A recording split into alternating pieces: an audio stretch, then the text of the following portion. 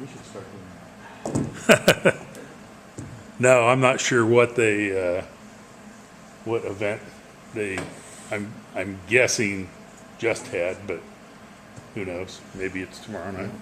I was asked this question by Doug and others. This isn't live, is it? No. But will it be available for people to look at online? Yeah, I usually I'll put it on my YouTube page, and that way any club members or anything Okay. that missed it, they can go watch it there. Fair enough. So. No.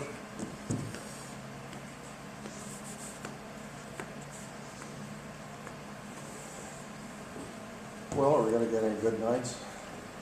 Well, I haven't really been watching that close lately, but We haven't had any. haven't had any. No, I would.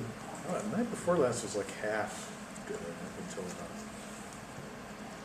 11:30.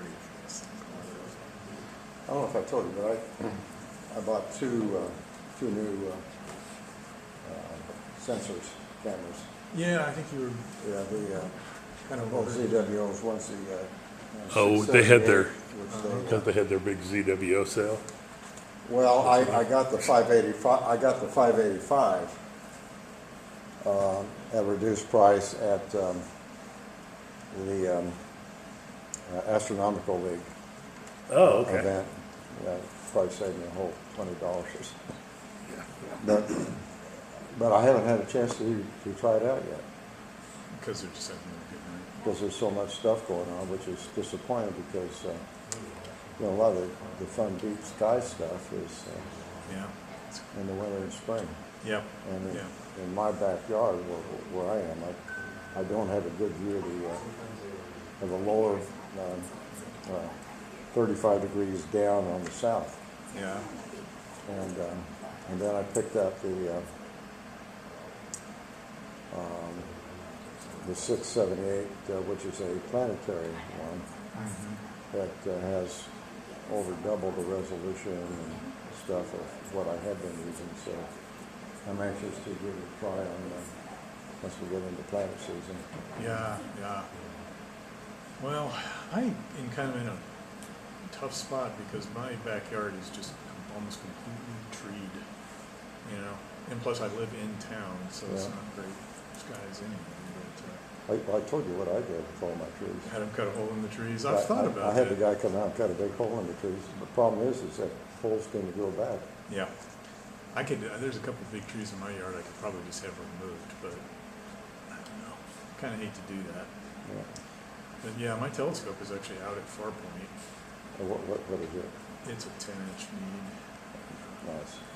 But it's, it is and it isn't. It's nice, but it's also just a pain.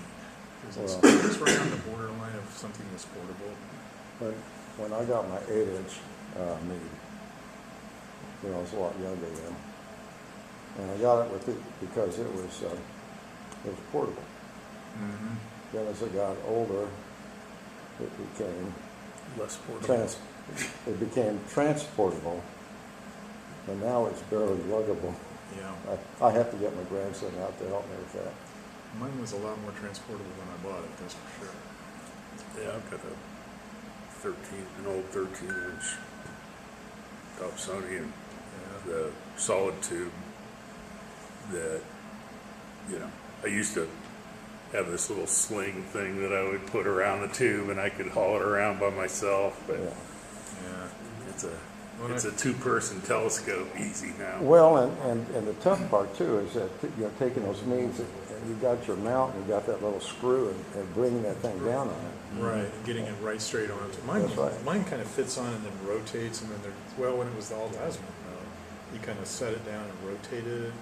I think it was an aftermarket base plate because I bought it used, and then 3, screw that's held it in place. So it was a little bit easier than I think what the Meads originally came with. Yeah, originally, which is what mine has just that one Just the screw. one pin in the middle, yeah.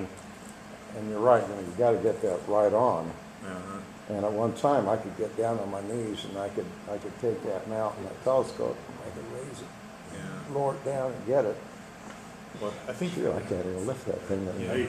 My C11 is kind of like that. So it's a next door, and it's just got that pin in the center, and then you have to kind of spin it to get it lined up. But I got a aftermarket thing that fits on the base called a landing pad, and it basically, you don't even have to get it centered because it has sides like this, and you just sort of puts it in place. yeah, Slides it just slides it right down into That'd be place, nice. and then all you have to do is the spin and screw for it. Yeah, Well, this, with my fractor, it's not a problem. I just keep it on its mount. yeah, And then on the, I take it out the patio, and I've got 3 points marked. And so I you know just if sit it I get the tripod on that. Oh, so you get it lined up. And then with the ZWOASI Air, the polar alignment is just the easiest thing in the world. I'm giving some thought to one of those because, But, I don't know. well, I tell you, Doug, if it did nothing more than polar line, plate solve, and go to, Yeah. it'd be worth more than I pay for it. I think, isn't that what Justin's gonna talk about next month, is he bought one of those? I think it's the same thing, right? Or is his is it? I don't know, I think that's what he's planning on his presentation. but yeah, they're just as slick as could be. Yeah. And, you know, I get my iPad, it's gonna be nice in the winter where I can go inside.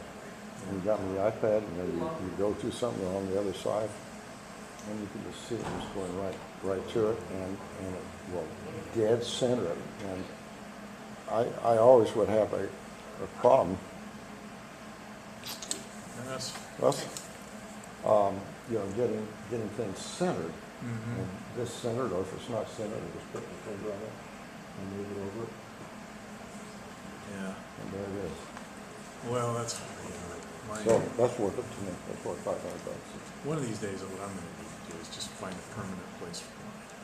You know, Yeah. of course, after listening to Graham the other night, and now I'm like, oh my gosh, there's way more to this than I thought. Yeah, yeah. Well, Facility. That was if part you of got the anything work. about to, you don't know what to do with each month, that would The be worth it. habitat you Yeah. had to be. Well, I don't think I'm ever gonna be able to do that, but if I can just find a, I dark guess if you're spot. going to be trying to do things, Well, we need my to brother get has all a nice dark the sky stuff. I site. wanted to see if He you is. can still do it. Yeah. Built a place about 15 minutes outside of Moab. Yeah, that would be perfect. And actually, you can see the back of the arches from this place. That would be perfect. And it's, oh, I guess All right, well, let's go ahead and get started. So we have a special guest tonight.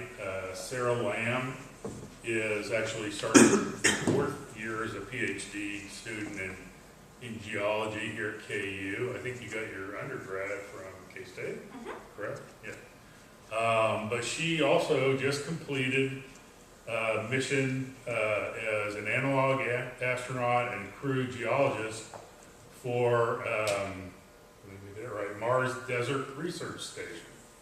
She was part of Crew 297, and basically what they do is they test techniques and equipment and that sort of thing for future space exploration missions. So she's going to tell us a little bit about her ordeal, maybe how she got into it in the first place, and maybe some of the cool stuff you found out. Yeah. So I'll turn it over to Sarah. Thank you. So as you can see, this is me. This is me all dressed up in the spacesuit outside. So just to start off, so this is actually through the Mars Society, so it's not through NASA.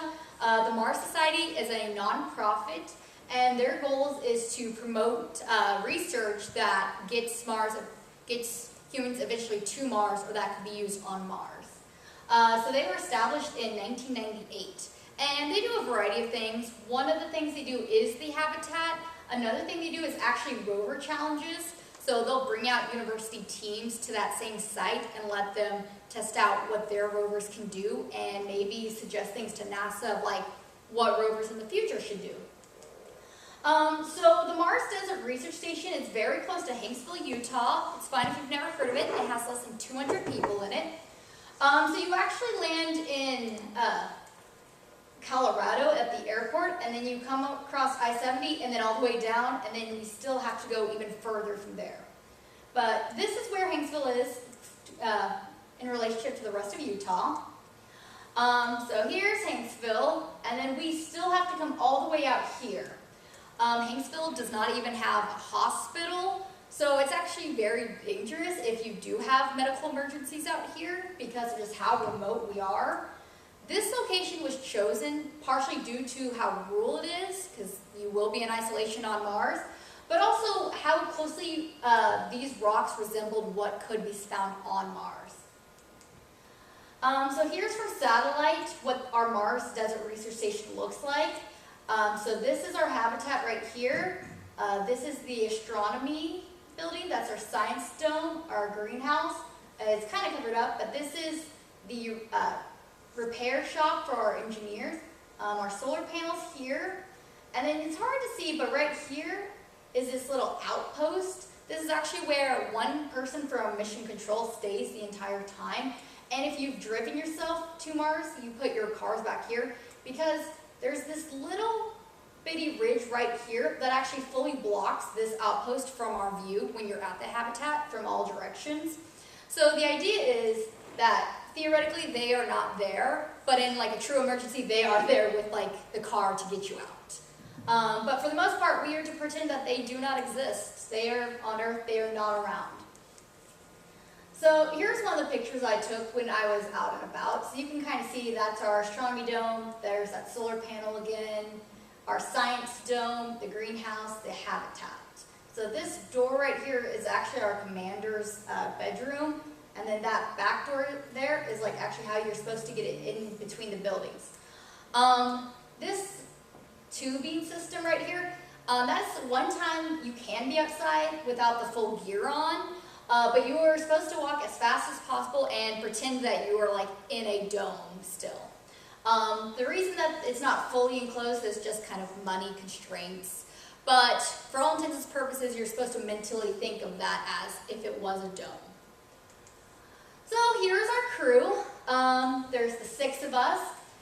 So to even get put on the crew, you have to apply to the Mars Society, and you can list off what position you think you'd be best at. So I said the crew geologist, the generic scientist, or even the journalist.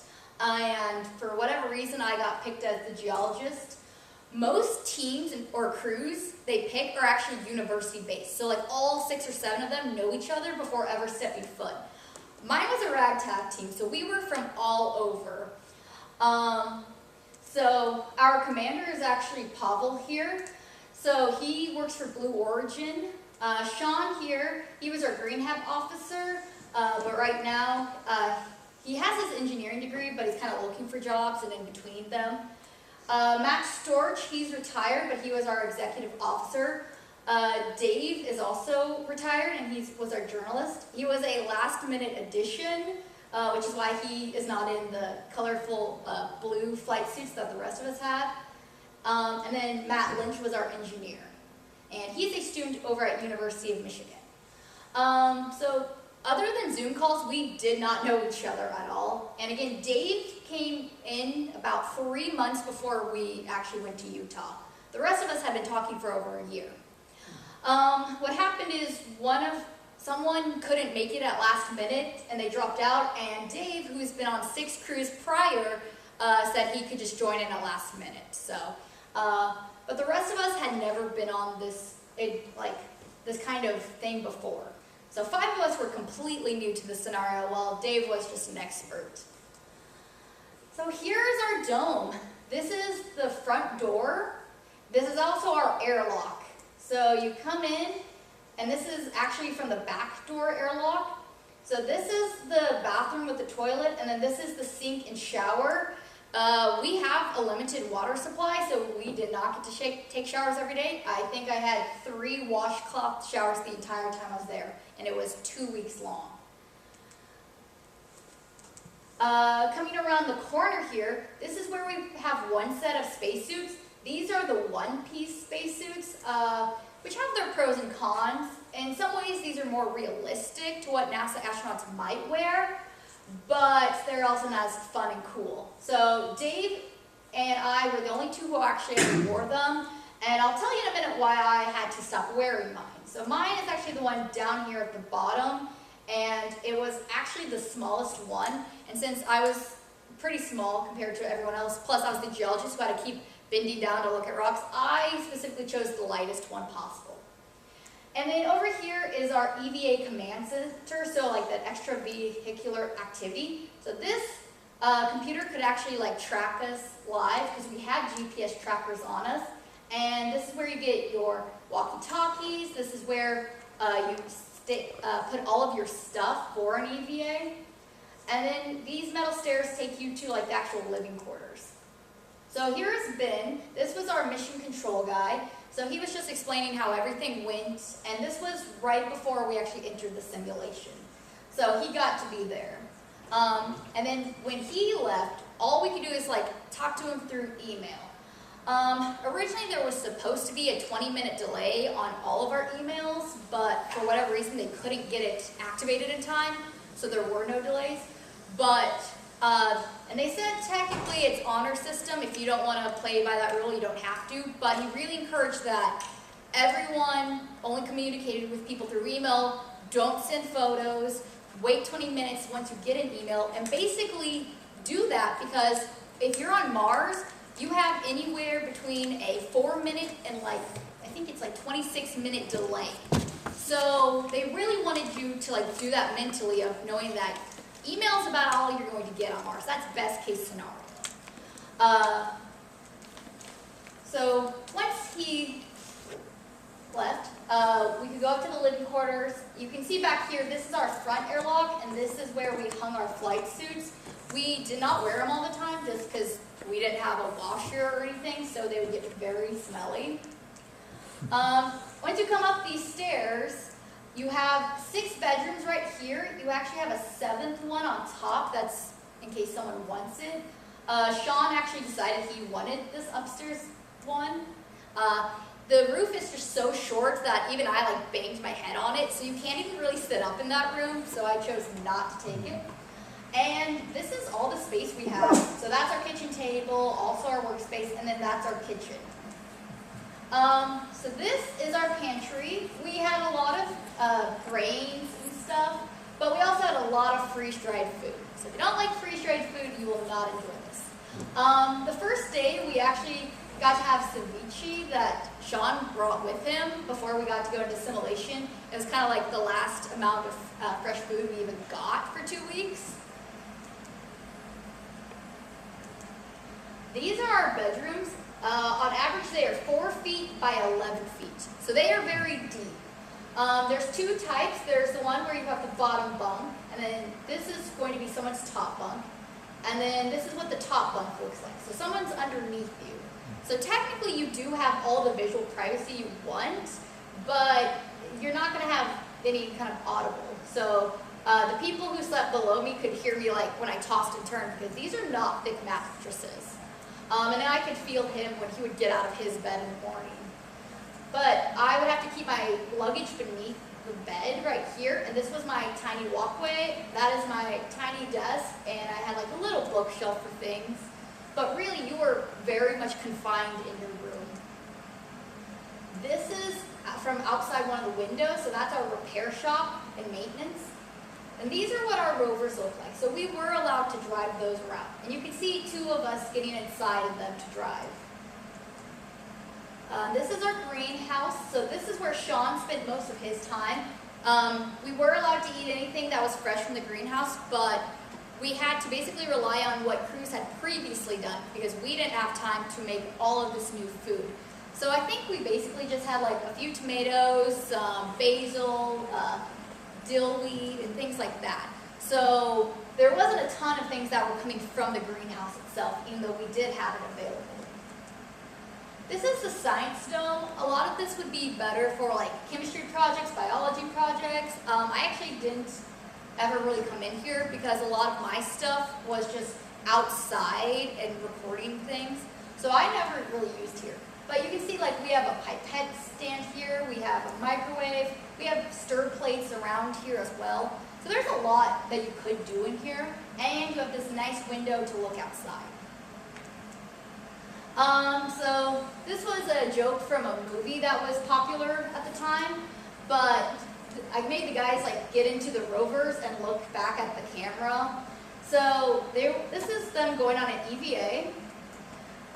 Almost all the time we took the rovers, we rarely stayed around the complex. Are they electric or gas powered? Those are electric. So they have a lot, since we are so far away from everyone, it's better for us to just use the electric because it's easier to get the power from the solar panels or the backup batteries. They used to have gas powered in the past, but it's just too difficult to constantly keep the gas filled up. So, but yeah. So this is two of them just kind of sitting up here and looking down. And this is where we hung our flight suits. And then behind that is actually where we keep the helmets for the two-piece spacesuits. So other than Dave, all of our flight suits follow this routine. So we have the Mars flag on this shoulder.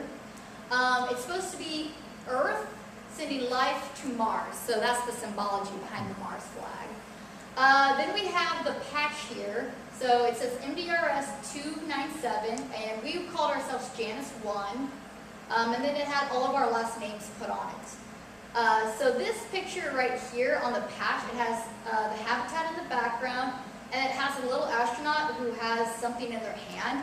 And it's actually supposed to be me symbolized because it's the instrument that I brought on because they weren't sure what they wanted the astronaut to hold. So they decided that this would represent me. And then it'd say our last name, whatever position we were, and then the American flag. So we wore the flight suits when we went on EVAs. Other than that, we were not in them just because we did not have air conditioning at all. It wasn't too bad because we were still in April, but it was, at least some nights, pretty hot, so we had to like sleep with our doors open. The radio is right here, so we always took one. There were 3 GPS trackers, and then the headset and vest were kept in here for when we did get to go outside. So our one-piece EVA suits, that's what these look like again. And here's the back of what my spacesuit looked like. So there's this air ventilation hole, the fans, a battery, and this is actually a hefty plastic container that they cut holes in, so that can like pump in right into my helmet. The reason that the 2 engineers have taken the back off is mine started to malfunction. It turns out not only was the battery faulty, but so were the fans themselves. And that got us into a little bit of issues, which I'll cover in a little bit. And here's your 2-piece EVA suit. So your helmet, your fan controls, and then your airflow connectors. So putting on your EVA suits require a lot of help, specifically the 2-piece. They take more help and they are heavier because you need someone to put these air connection flow there instantly, because if not, you can pretty instantly feel like all that carbon dioxide getting into your helmet. It is not. It doesn't take long. It's pretty fast. And you can just feel the heat starting to collect inside. So most of us wore head caps that would keep our headset and hair in place. You would also have the mic in the headset, and you would hope that it didn't move around. We also had these like vests on that had our radio and GPS tracker. We put gloves on, and then the backpack with the fan. So we didn't do the actual like oxygen things just because that's just so much more expensive.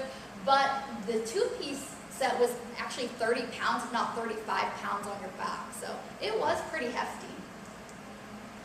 And they made us go into the airlock, and we had to pretend that there was 5 minutes of depressurization and pressurization. So to go out on an EVA, you had to be here for 5 minutes, and then you would have to come back inside and wait for 5 minutes before you could be let back in. It's very boring in there. There was like signs in there, and I read that donor sign multiple times because there's not a lot to do. And pretty much everyone helps when like an EVA is going on. So if you got on the mic, even just to chat with your like fellow people going out, the crew inside the house also heard.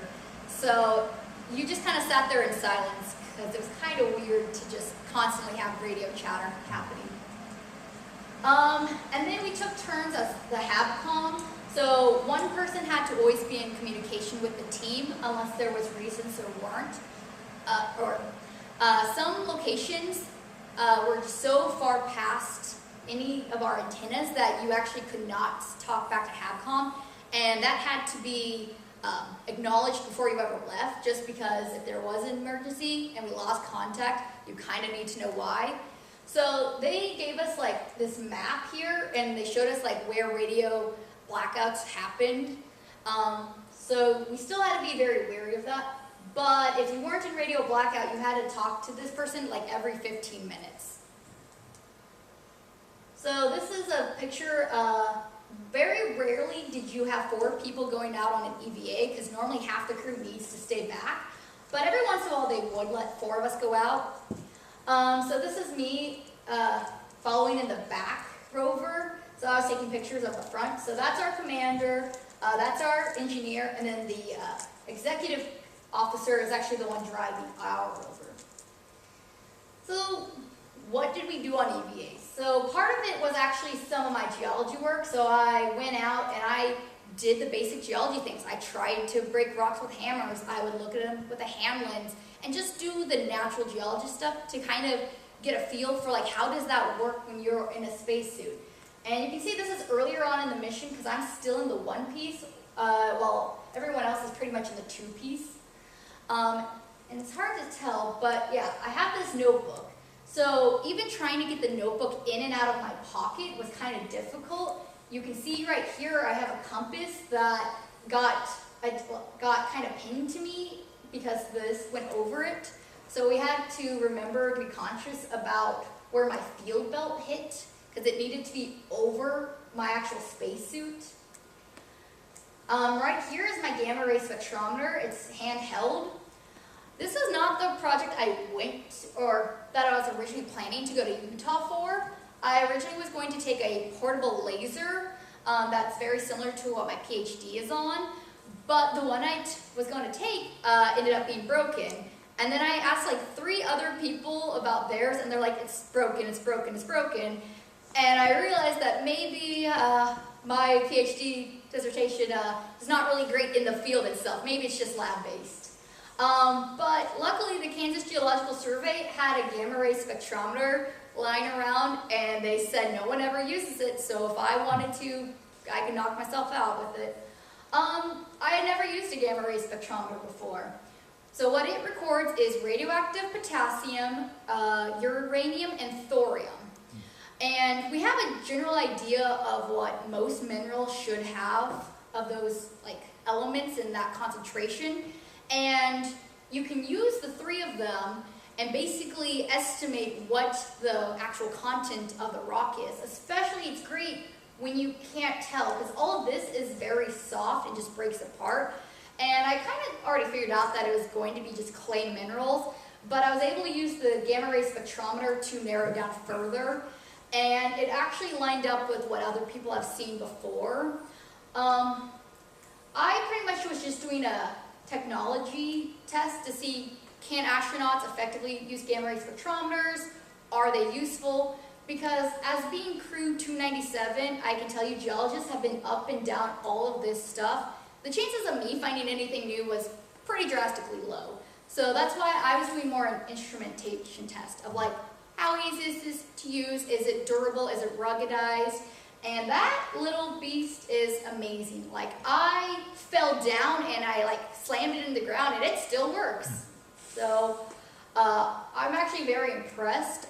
I don't know if it's going to be the best thing astronauts could ever use because it really only calculates the 3 isotopes or the 3 elements. But at the same time, it is very ruggedized. I would trust it on Mars to not break instantly and get you accurate results. So another person, he brought a little robot as their test to see, how well does this actually work in this kind of like geological environment? Does it work on gravel? Does it work on rock? Does it work on that clay that just falls apart? So they named it CASE after the interstellar robot. So this was actually Pavel's thing to do, but his friend from University of Colorado was the one who actually brought it out to us. And they're the ones who were building it. So they wanted us to like really look at what it does, how it'd be useful for us. Yeah, so here's some of the stuff Case got to do. For those who have seen The Martian or remember it, when Matt Damon is trying to talk back to Earth with Pathfinder and Sojourner, he puts the hex around the robot and has it spin around. And yeah, so you can see that they're kind of playing around and seeing, does it work the same way? So Dave, he's been here enough, so he was trying to do a simple radar system that tests how much water we have in this tank. So like I said, we have limited water. We have to track every single day how much water we've used. And that could be from shower, washing our hands, washing dishes, how much water are we using. So the normal way you do it is you just take a ruler and you stick it down there. But if you see, this is not like a perfect shape. So you have to like take in the curvature into account. So Dave's like, it's kind of gross to keep shoving rulers down there, especially like you don't want to contaminate your drinking water. So he came up with this. So Dave would take the measurement of how far this went down, and then Matt would still do it manually and then see if they got accurate results of how much water was left. One of Matt's projects was actually, it was more or less called find and seek, but the idea is there's going to be a nuclear power system on Mars, and it's going to be about the size of a trash can. Theoretically, it's not going to be sent with the astronauts. It's going to be deposited on Mars, and you're going to have a general idea of where it is. So his whole thought was, how well can astronauts actually find it? How big of radius can they find this trash can? So one team would go hide the trash can, and then the other team would go find the trash can. And then once they did that enough and sort of figured out like how realistic it is to find this package on Mars, we started digging because they wanted to know, like, theoretically a nuclear power system is going to be buried on Mars. How fast can you bury something on Mars? So this is one of the times I got to help dig. Usually I was off somewhere else because I didn't really want to help dig the holes. Besides, if we dug the hole, we had to also fill it back in, and I really wasn't wanting to do that. So I was able to get some of the geography layered maps of this area. So this is our habitat, and here's all of these places. So the team, whoever hid it, would tell me where it was. So if that's where it's actually hidden, then we would scramble the coordinates so it'd be within however many kilometers that they told us. And then I would project this new circle and then give it back to whichever team was going to find it. So I might send them all the way over here when it was actually right there. And they had to be the ones to find where it was. So they did different things where they would start in the center and spiral out. They did ones where they would like sweep it. And they just did different techniques to see how fast could they find it.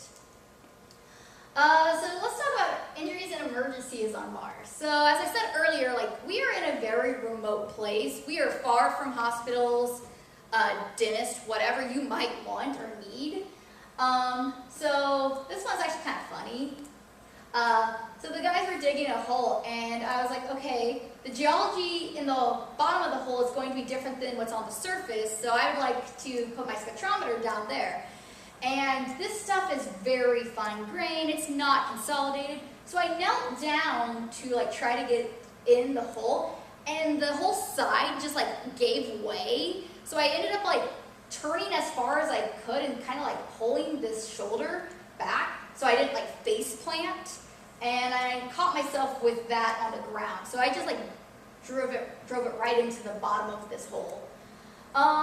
So the guys thought it was actually kind of funny. They actually did not realize at first that I had fallen, even though I definitely pulled something in my shoulder when I did this. But yeah, if that was actually a real emergency, the guys would have had to probably like carry me back, because these are things that might happen on Mars, just something as simple as falling down. So, yeah. Another thing is I accidentally got a cut on my leg before I even got to Utah, and I just thought, whatever, I'll deal with it in Utah, it's not that bad. And then you don't have a Walgreens and CVS when you're in the middle of nowhere, so you have to rely on what's already there. So it actually took longer to heal. It really wasn't that serious of a cut, but it wasn't serious of a cut if you're thinking in terms of like living in town, being in your apartment, having Walmart, whatever available. When you're out in the middle of nowhere, it actually would not heal. And it took maybe like a week and a half instead of just like a couple days. And then the last one, so it wasn't this day, but this whole suit malfunctioned. So you can see we're all bundled up from head to toe. The fans broke. And I started not only getting a lot of carbon dioxide in there, I was overheating. So I actually had heat exhaustion, and they think I was about, the estimate was 5 to 15 minutes away from like a true heat stroke. And that was going to be really dangerous. So we ended up having to cut our mission short, and we got back into the habitat in time. But it was kind of severe. And again, it's one of those, it ended up being fine, but had we pushed it any longer, that was going to be a true emergency. And there's not a hospital around for quite a while, for about 2 hours. So yeah, there are injuries and emergencies, so you have to be especially mindful of that, just because you are out in these isolated areas. You can't take as many risks as you can on Earth or when you're just around Lawrence. So here's some of the pictures. This is one area we went to. So that was fun to kind of climb down into this ravine. This had a lot of gray shale out here. So that was fun because we were starting to get a little bit more uranium and organics out here. A lot of this red stuff, and especially the white stuff, there was almost no uranium, or a lot less than normal. This area, these two pictures here, are actually this really big knoll that's about 50 meters tall next to the habitat. If you can see, right, that white dot right there, that is our habitat. So we got ourselves up about 50 meters. The reason we took this photo is we were trying to make it look like our patch. So as the astronaut with the spectrometer, I had to be the one who's like pretending to climb off. And then in our time, our spare time, which we actually had quite a bit of, we played a lot of Uno, card games. This one was called Hanabi, that was supposed to be team building. We had a decent amount of time for ourselves because an EVA probably could only be as long as about 4 hours. You normally had 30 minutes before and after that to get ready, so really 5 hours. And then less than an hour to write up whatever report you did. So maybe 6 hours if you went on an EVA, but you don't go on EVAs every day. All the other time you could do pretty much whatever you wanted. If you wanted to read, work, play games. I actually took my Game Boy Color just because if it got lost or stolen, I'd be a little less concerned. Plus, it's also the most durable thing, and I didn't know how many outlets were going to be available, and this just needs battery. So I played a lot of old school games. And then I read how astronauts take like tiny souvenirs for themselves, so I kind of did that myself. I like to collect those squished pennies that you can get at touristic places. This is a challenge coin that I've got from Los Alamos National Lab, which I've interned for. So I took small things like that. And this was just kind of a picture of it at night. And the reason I put this in is actually to remind me of something that happened. We had power outages. So in the daytime, we can just use the solar panels, but at night we switch over to the batteries. Turns out one or two of the batteries actually ruptured.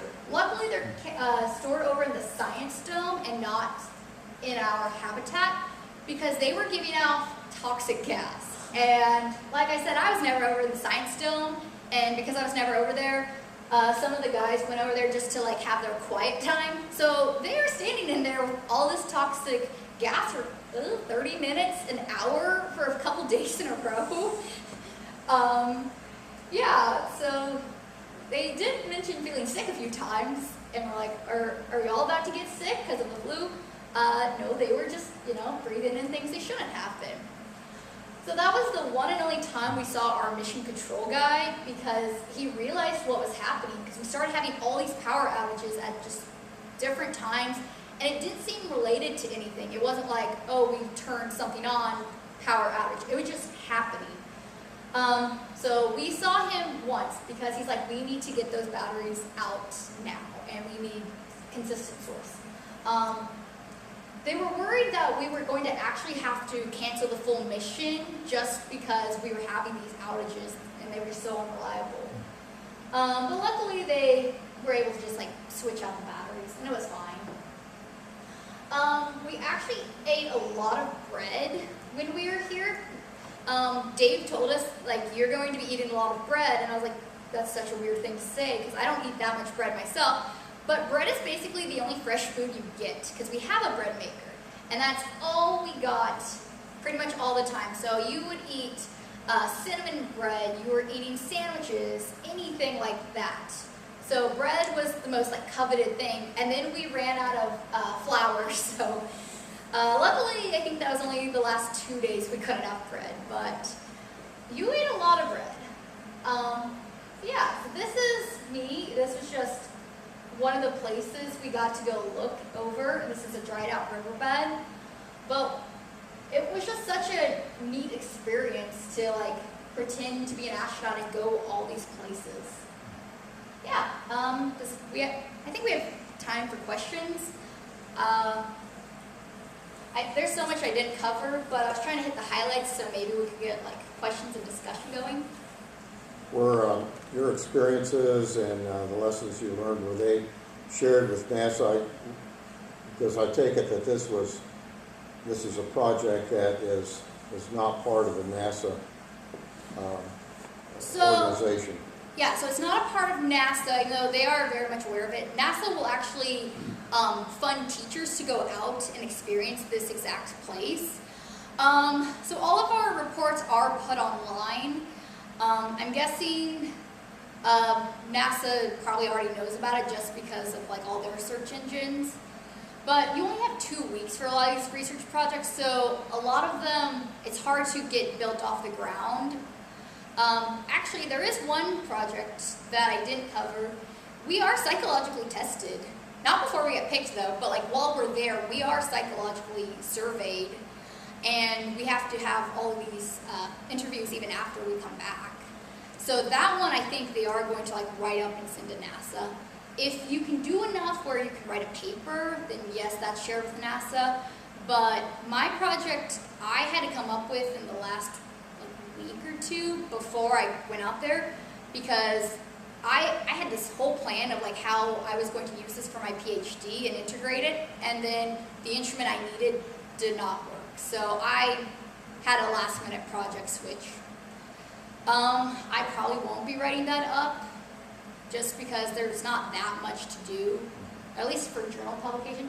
I am a little sad that I didn't have a longer project or a better one, but when I found out the instrument wasn't working was also the same week as my comps exam for my PhD, so I did not really care what was happening. I had to pass my exam.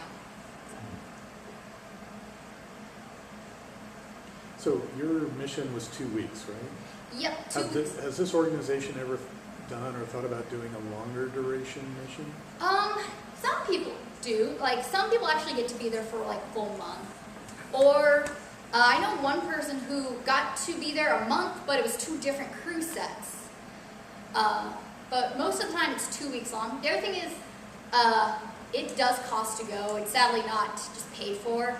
My university did pay for me to go, but some of them are paying out of pocket to go. So that's, I think, part of the other reason you can't, or why a lot of people don't stay longer. And NASA does have analog missions that are significantly longer. One's called HERA, and that one is pure psychological testing. they put you in a habitat, I think, maybe even smaller, and you can't even leave. You don't even get to be the people who like walk around. Is that the one that's in like Norway or something like that, or? Maybe. Yeah. I forget where it's actually located, but that one, they won't even accept people unless you're 30, and then it's like 6 months to a year long. There's a habitat like that down at Johnson Space Center in Houston. Yeah, I think that one's Hera, but I think there is one in Norway. I thought I heard one, it was Arctic, and Yep, there is an Arctic one of That this makes exact sense. thing. I forgot what they call it. It's like, I think it's like the Polar Research Station or something like that. Like the Mars Polar one. It sounds like you had some degrees of freedom on the projects that you worked on. Did they have a suggested list of projects to work on, or some priorities, or? Not really. So when you apply to them, you say what your project's going to be, or have a general range of like what you think would be useful. But they specifically tell us like, don't plan out PhD work here because you have 2 weeks. Right. You have to do something that's actually accomplishable. So mine became simply, can astronauts effectively use this instrument? And I found that you could, but as I stated before, the caveat is there anything better? Can you make a better instrument that's even more durable? So I would say my instrument that I took, the gamma ray spectrometer, should be maybe like a last choice, not a first choice. Was there anything done to simulate the reduced gravity on Mars? No, that we didn't do anything for. Basically, the main stuff was communication, isolation, and going outside. And the train this train is similar to Mars? Oh, yeah, this terrain is very similar to parts of Mars. Probably closer to where Opportunity landed than maybe Curiosity or Perseverance, since those are more in like craters. But this is probably similar to more, yeah, Opportunity or Sojourner. So kind of that like riverbed system. It turns out that there's copious amounts of blowing dust on Mars. Did you have any dust episodes here? We did actually. We, luckily we're already inside, but we have these windows, and I could see from a distance that there was about to be like all this dust that just comes and hits us, and sure enough, there was just so much dust, and even our rovers had like a nice coat of dust the next time we tried to use them. Yeah, and the day we left, we actually had a lot of rain that day before. It was just torrential, and we have all these dirt roads, so they didn't even know if they could get us out. They were concerned that we were going to have to spend another night there because we couldn't get taken out. And one guy drove there in his electric vehicle, so he got it stuck trying to like pull up to the hab to like load his stuff back in. So. What was the most challenging or difficult part of this for you? Probably recovering from the heat exhaustion. Uh-huh. I think that was the day I got to take the first shower. The guys felt real bad that had happened, because I think that day it was already 75 degrees out, and then my fan isn't working, and I'm getting all this carbon dioxide. So I get in, and I am very weak. I at least got myself to a chair and collapsed, and then the guys are like trying to get the spacesuit off of me as fast as they could, and I couldn't even get the full flight suit off. I kind of just like pulled it down halfway and just sat there, and I had to have the guys like running up and down the stairs to get stuff like water. We had Gatorade packages, and I actually had like cereal bars in my room, so I had to like tell them where to get all this like stuff, and I brought my own like kind of medication, so they are trying to like find the stuff in my room, and it was very interesting in that regard. And then they are like having these fans put on me because I can't get up those stairs, and plus the shower's on the lower level anyways, so we don't want me up there anyways if I have to come back down. So I think that was probably the worst. Even that, just because it ended up not being an emergency, really wasn't that bad. They had us rank every day of like how good or bad it was in the psychological test, and that I was like, it's a 4 out of 10. Not that bad. Most days were like 1 or 2, just because we actually got along very well. We could talk about things, and a lot of us kind of had shared interests, so it was really easy to talk to them. Like, we never had fights or disagreements. So, yeah. Dave, the one who's been on cruise before, said our crew was the best he's ever dealt with, because there's been incidences in the past of people getting removed from commander, or just all sorts of issues, so. But, I don't know, it was pretty relaxed, but I also live a very busy life, especially when I'm back in town, so it was kind of nice. It was relaxing for me, and I told everyone, I'm gone, don't email me, and everyone actually like followed through. No one emailed me besides like family members, so it was actually much more relaxing than my daily life.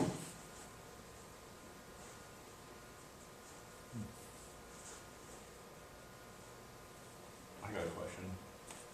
What's your takeaway as far as like human exploration of Mars? Like after this experience, like did you change your perspective on it, or like what sort of insights did you gain? So I know part that we didn't deal with is like how much radiation astronauts are going to take. So I think they're going to kind of have to live in these kind of canyon systems, so they're blocking out radiation. There were a few times where we could walk into the canyon, so that I definitely took a lot of note on of like, okay, how do you build structures into canyons and caves? And I thought a lot back to like Native Americans who did that exact thing of like just carving out the rock. So I thought a lot about that of like, okay, so that's probably what it's going to be, is those like makeshift housing like that. So, but I think for the most part it should be doable if you find the right canyon. But I think it really does highlight just how dangerous this is going to be. Like, even if you get there safely, so much can go wrong if you're just exploring around. Like, even, not that it was that bad, but my pulled shoulder, like, that definitely wasn't fun for like a day or 2 while I'm trying to get it to release. But, yeah, I think the other thing is just, at least one of the guys, he wanted to do like a rock climbing project, and I was like, that's not realistic. They are not going to allow that to happen on Mars, at least not for a very, very long time, until a lot of things are established. And I think someone else told him the same thing and it got nixed. But I don't know, that kind of like cavalier, carefree, I was like, I don't know if we should be doing that. If you do it, fine, but. So I think it really, I took a lot of stock in realizing that some of the stuff we even did do, even we probably shouldn't have. The last day of the simulation, we climbed up this really tall hill. I should have a photo of it. It's probably from the very beginning.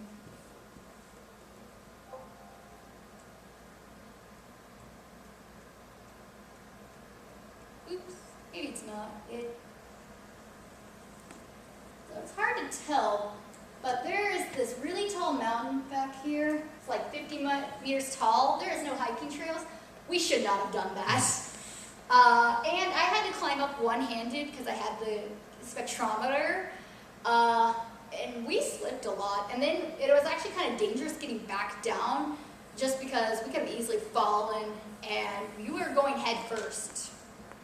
And I realized that we should not have done that, or I should have just stayed on the ground. I mean, we ended up not getting hurt, but trying to get our way out of that like system again was difficult, because we couldn't come down the way we went up, so we kind of tried to like go across this little saddle and down, and then we got trapped, and you can't climb up 45-degree angles on clay minerals that are falling down. So we had to like figure our way back out. That we should not have done.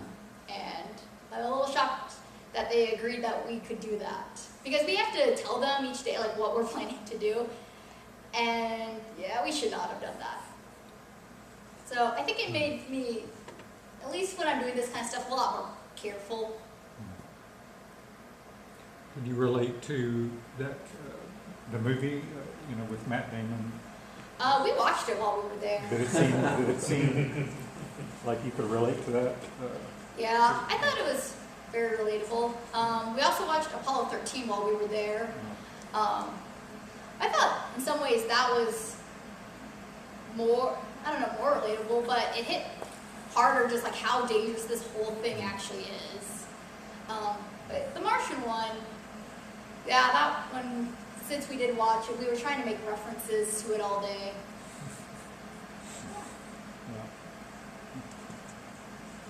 Would you want to do it again?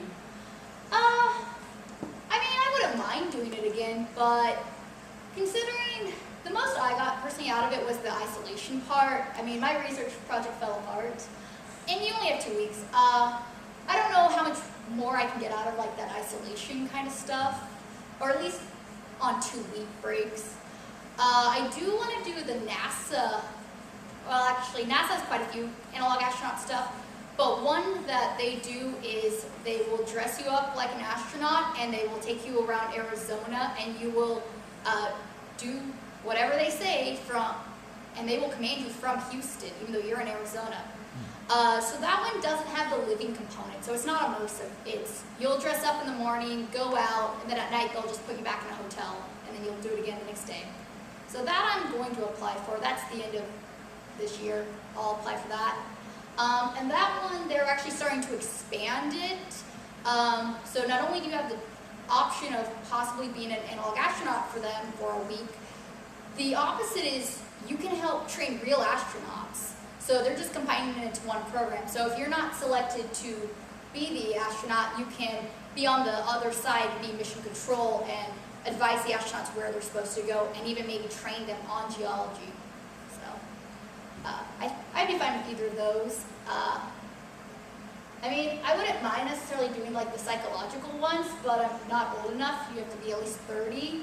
But I think I could actually get a lot of things done and it might be madly peaceful. Would you like to go to Mars? I would prefer the moon.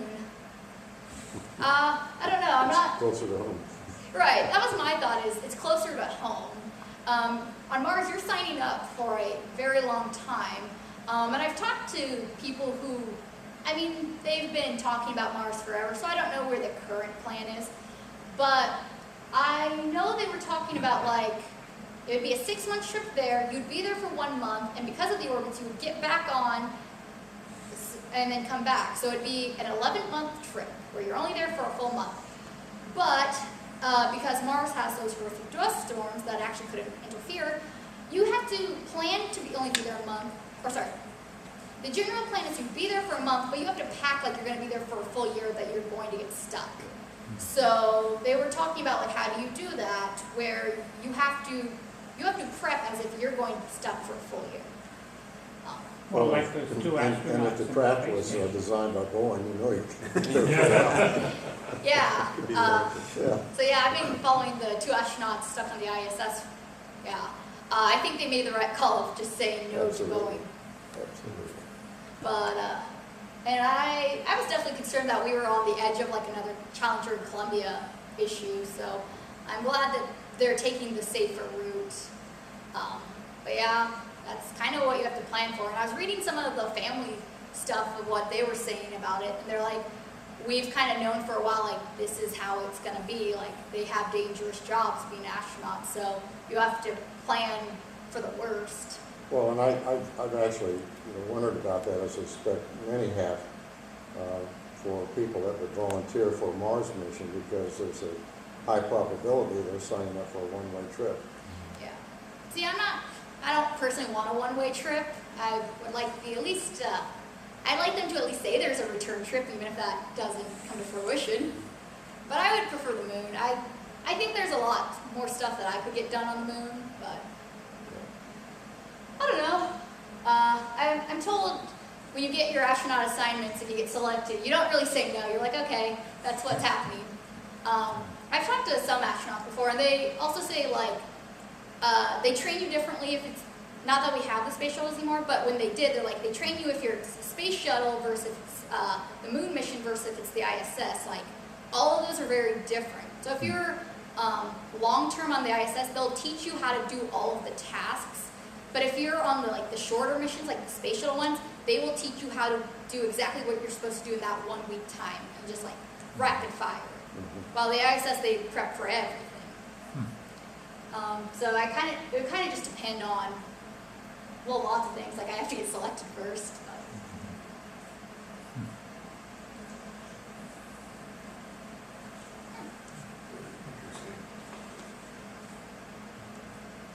All right.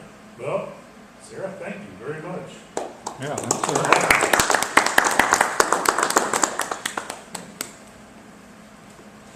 Did you see any interesting local wildlife while you were there? Not that that would be anything you would see on Mars, Did we see wildlife? I don't think we did, but there were definitely cows around there, so you saw the cow patties. But the city boys are like, Sarah, what rock's that? I was like, that's not a rock. And I kept on walking. They were very confused at what would make that circular pattern like that. I was like, that's not a rock. no rattlesnakes or anything like that. Not that I saw. no leisure. I think we did see deer droppings.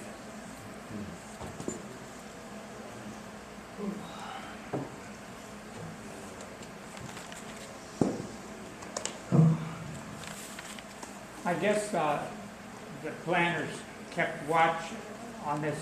Was it like a reservation, so you weren't going to be invaded by curiosity seekers during those 2 weeks? Oh, so the land we were on, I think, is actually federal government land, but that road that goes just east of it is actually public. So we definitely saw cars. I don't think anyone ever actually approached us, but every once in a while you could see people like pull off and take pictures. Some people, when we were actually out in the field, they didn't get that close, but they got close enough where you could tell they were just constantly observing us and taking pictures, and it was kind of weird. So when we had to write up our reports, we were supposed to mention if we see people, but they told us we can just call them aliens. So some of our funny reports are just being like, oh, we had a curious alien today, or something like that. I've got a relatively new coworker, worked together about a year now. I found out last week she mentioned that her mother was an astronaut on some of the space shuttle missions. Anyway, but she didn't want to brag too much about her mom, so I looked her mom up. And remember the Hubble Deep Field? Everybody here probably remembers that Hubble Deep Field. So when the Hubble telescope initially wasn't seeing things correctly, and they had to repair that, she was on that mission, and I looked up her photo. They had some photos, and she is actually the person putting these corrected lenses onto the telescope. I was like, oh my God, that is so cool. Because I had that Hubble Deep Field in my living room for many years. Who was it? Well, her last name's, I think it's Thornton. First name, I'm not sure. I don't remember. I think she goes by initials. Yeah, because one of the KU professors, he's an astronaut, and he helped put a Hubble up there and fix it the first time, I think. Oh, okay. Well, they probably know each other. Probably on the mission together. He was actually on the mission that launched Hubble, and then he was on one of the repair missions. Oh, that launched it? Okay. So Yeah. this is one of the repair missions. So. Yeah. Okay. Yeah, he was on one of the 2 repair missions. And what's his name? Steve Hawley? Yeah, What is it? Steve Hawley. Steve Hawley. Oh, Steve. Okay. Yeah. Steve. Professor? Here. But Yeah. Professor Emeritus now. I Yeah. don't know that he's teaching anymore. He's on my PhD committee, though. Oh, well, that's a pretty good name to have on your PhD. Yeah. He's a nice guy. Don't be afraid. Oh, no, he seems nice. Yeah. Although I think like a lot of people that, like that, I was at an event down at the Cosmosphere in Hutchinson for the 50th anniversary of Apollo 8, and they had some of the crew and some of mission control, people at the event, and a lot of current astronauts were there. He was there, but as soon as the event was over, he and his wife like scooted out the side door because, you know, everybody came up and was trying to get autographs, and even though they were supposed to have paid extra and done that at the beginning. Yeah, so, but, well, thank you, Sarah. It was great. Thanks very much. Good luck on the rest of your studies.